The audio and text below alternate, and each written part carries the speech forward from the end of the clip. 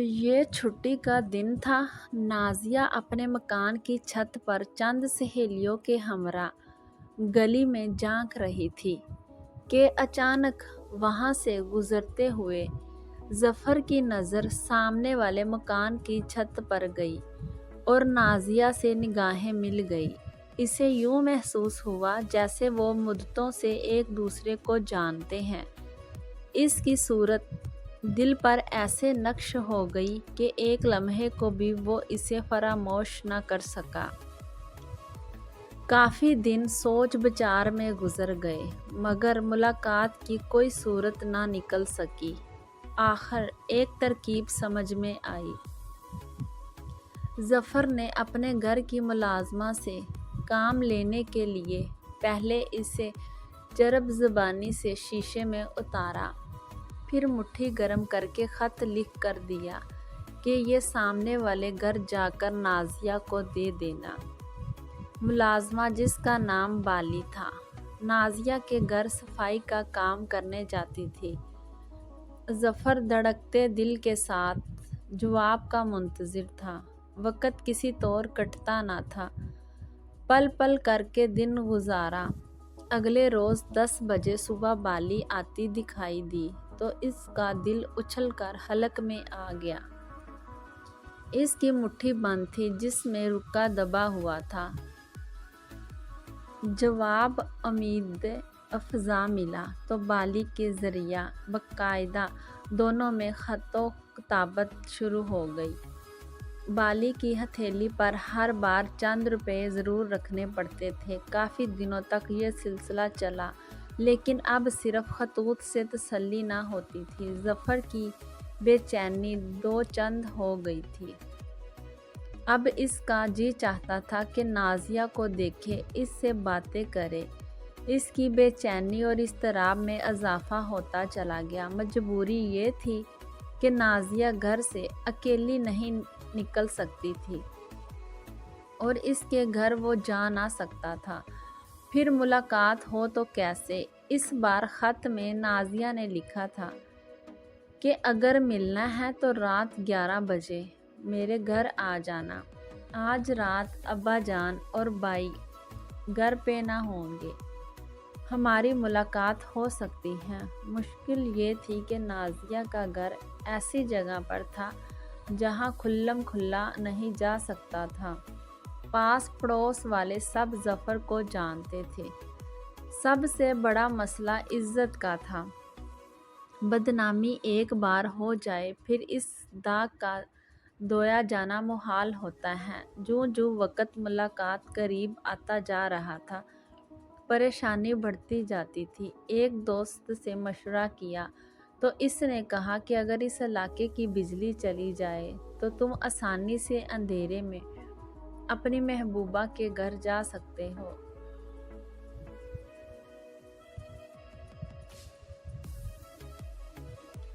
इन दिनों load shedding ज़ोरों पर थी।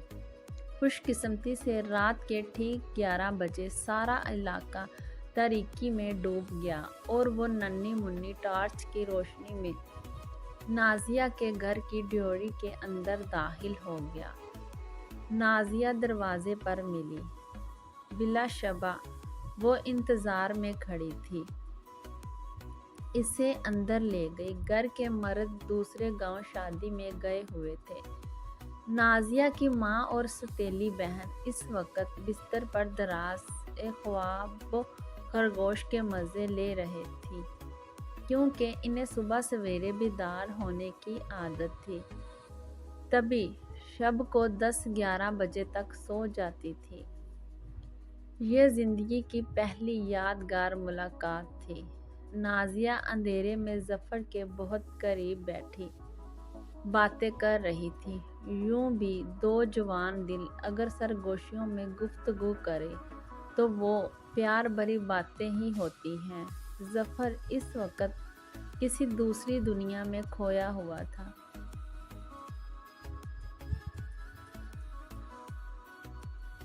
जो ख्वाबों की दुनिया से ज़्यादा हैरान कुन थी। इसे वक़्त के गुज़रने का ज़रा सा भी एहसास न हुआ।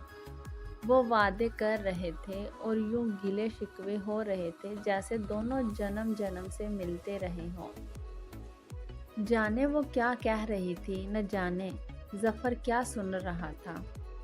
بس ایک مدہوشی کی سی کیفیت تھی جو محبوب کے قریب سے ہوتی ہے اور آدمی اپنا آپ تک بھول جاتا ہے۔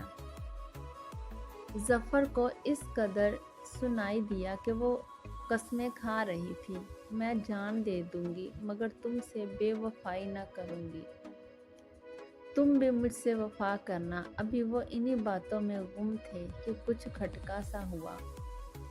شاید ماں نیند سے بیدار ہو گئی تھی اور نازیہ کو بستر پر نہ پا کر ادھر آ گئی تھی۔ سرگوشیوں پر اس کے کان کھڑے ہو گئے تھے اور وہ دم سادے بیٹھک کے دروازے کے ساتھ لگ کر کھوج لگانے کی سعی کرنے لگی۔ جب ماں کو یقین ہو گیا کہ بیٹھک میں نازیہ تنہا نہیں ہے، کوئی دوسرا بھی ساتھ ہے، تو اس نے جلدی سے باہر سے بیٹھک کے دروازے کی بیرونی کنڈی لگا دی۔ اب یہ دونوں قید ہو گئے اور فرار کا کوئی رستہ نہ رہ گیا۔ ماں سوتیلی تھی، پہلے ہی اس سے بہت کھار رکھتی تھی، آج تو بیچاری لڑکی رنگے ہاتھوں پکڑی گئی تھی، اس لیے سوتیلی بیٹی سے خار نکالنے کا اس سے اچھا اور کون سا موقع تھا۔ وہ دروازے کے باہر چارپائی ڈال کر بیٹھ گئی اور دھیمی آواز میں نازیہ کو گالیاں دینی شروع کر دی۔ کہتی تھی کہ آج میں ان دونوں کو زندہ نہ چھوڑوں گی، دیکھو تو اندر کون مرد ہے اور کیسے یہاں سے بچ کر جاتا ہے، آ لینے دو گھر کے مردوں کو، دکھا دوں گی دنیا کو اس لڑکی کے کرتوت۔ رات کے اندھیرے میں کیا گل کھلائے ہیں، باپ بھائی کی عزت سے کھیلنے کی جرات کی ہے تو سزا تو ملے گی۔ یہ رات کے 2 بجے کا وقت تھا۔ ساری رات انہوں نے بیٹھک میں قید گالیاں اور کوسنے سنتے گزاری دی۔ دونوں کو اپنی موت یقینی نظر آ رہی تھی، بس نازیہ کے باپ اور بھائی کے آنے کی دیر تھی۔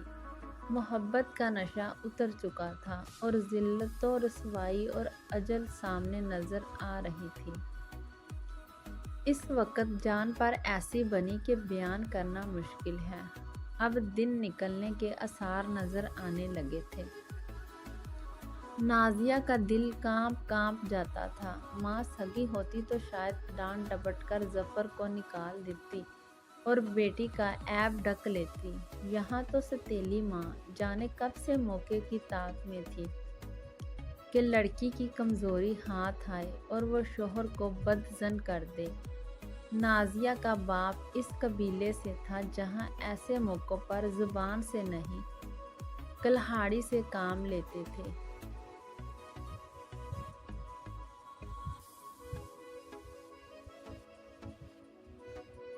صبح ہو گئی، 9 بجے تک کوئی نہ آیا۔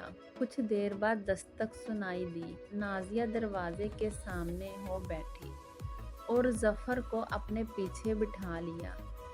بولی، ابا اور بھائی آ گئے ہیں، وہ پہلے مجھے ماریں گے، بعد میں تم تک پہنچیں گے، میں تمہیں اپنے سے پہلے مرنے نہ دوں گی۔ ظفر سمجھ گیا کہ وہ بڑی حوصلے والی ہے، اسے خود تو ٹھنڈے پسینے آنے لگے تھے۔ ذرا دیر کو سانس روکے دونوں موت کے انتظار میں رہے۔ پتہ چلا کہ وہ لوگ نہیں آئے جو ان کے لیے اجل کے روپ میں آنے والے تھے۔ پڑوس کا بچہ کسی کام سے آیا تھا۔ مزید 2 گھنٹے اس جان کنی کے عالم میں بیت گئے۔ سانس لینا دشوار تھا مگر خطرہ تو اپنی جگہ موجود تھا۔ 11 بجے پھر دستک ہوئی۔ یقین ہو گیا کہ اب شور مچے گا محلے بھر میں، پر رسوائی ہوگی۔ نہ جانے کتنے لوگ موت کا یہ خونی کھیل دیکھیں گے، کس قدر بے عزتی ہوگی۔ دروازہ کھلنے کی آہٹ ہوئی یہ کس مرد کی آواز تھی جس کو نازیہ کی ماں نے بھائی جی کہہ کر بلایا تھا؟ یہ شفیق چچا تھا، باپ کا رشتہ دار، جو ماں کو اصلی گھی دینے آیا تھا۔ ماں اسے صحن تک لائی اور گھی کا برتن خالی کر کے دیا، مگر اسے بیٹھنے کو نہ کہا، شاید اس لیے کہ شوہر اور بیٹا گھر پر موجود نہ تھے۔ ایسے میں دور پڑے کے رشتہ داروں کو وہ گھر کے اندر نہیں بٹھاتی تھی۔ ظفر دعا کرنے لگا، یا اللہ اس چھت میں دروازہ بنا دے تاکہ مجھ کو عزت سے رہائی مل جائے۔ وہ دل ہی دل میں تو یہ کہہ کر رہا تھا کہ آج رب العزت بچا لے تو کبھی آئندہ ایسی غلطی نہ کرے گا۔ قطعی امید نہ تھی ان حالات میں عزت سے رہائی مل جاتی، مگر اللہ تعالیٰ بڑا کریم ہے، بے شک وہ اپنے خطا کار بندوں پر نظر کرم رکھتا ہے۔ اس نے ظفر کی دعائیں سن لی۔ اس وقت جب ماں شفیق چچا کا گھی کا برتن خالی کر رہی تھی، نازیہ کی بہن کو موقع مل گیا۔ اس کو ان کے حال پر ترس آ گیا، یا شاید گھر میں خون خرابہ دیکھنے کا حوصلہ اس میں نہ تھا۔ وہ جلدی سے بیٹھک کی جانب لپکی اور بیرونی کنڈی کھول کر بولی، فوراً نکل بھاگو، اس سے پہلے کہ ماں ادھر آ جائے۔ موقع ملنے کی دیر تھی۔ ظفر چھپاک سے ڈیوٹی میں تھا۔ اللہ کا لاکھ لاکھ شکر ادا کیا کہ عزت کے ساتھ جان بھی بچ گئی تھی۔ گھر آ کر اس نے شکرانے کے نوافل ادا کیے۔ کسی نے اسے دیکھا نہ تھا۔ گلی بھی سنسان تھی، وہاں کوئی موجود نہ تھا۔ ظفر کو تو نئی زندگی مل گئی، مگر ماں نے نازیہ کو نہ بخشا۔ جب شوہر اور بیٹا آئے تو اس نے شکایت لگائی کہ یہ بیٹھک میں جانے کس کے ساتھ بات کر رہی تھی۔ بس پھر کیا تھا، نازیہ کو اتنی مار پڑی کہ وہ چارپائی پر پڑ گئی۔ باپ اور بھائی پوچھ پوچھ کر تھک گئے کہ وہ کون شخص تھا جو رات کی تاریکی میں اس سے ملنے آیا تھا۔ وہ بس یہی کہتی رہی، کوئی نہ تھا، ماں کو غلط فہمی ہوئی ہے۔ ماں نے اپنی بیٹی کا نام نہ لیا کہ کنڈی اس نے کھولی ہے۔ اگر یہ بھی بتا دیتی تو یقیناً باپ اور بھائی یہی سمجھتے کہ وہ بھی بڑی بہن سے ملی ہوئی ہے۔ سچ ہے، عورت وفا کرنے پر آئے تو اپنی جان کی پرواہ نہیں کرتی۔ ظفر کے سر سے عشق کا بھوت اس کوٹھری میں چند گھنٹے بند رہنے پر اتر گیا تھا، لیکن نازیہ اس وفا کی دیوی نے جان دے دی، مگر اس کا نام لبوں پر نہ آیا۔ اگلے روز سارے گاؤں نے سن لیا کہ نازیہ کی فوتگی ہو گئی ہے۔ باپ اور بھائی کچھ قریبی عزیزوں کے ساتھ اس کو دفنانے جا رہے تھے۔ سارے گاؤں والے تعزیت کرنے گئے، مگر ظفر نہ گیا کہ وہ بیمار پڑ گیا تھا۔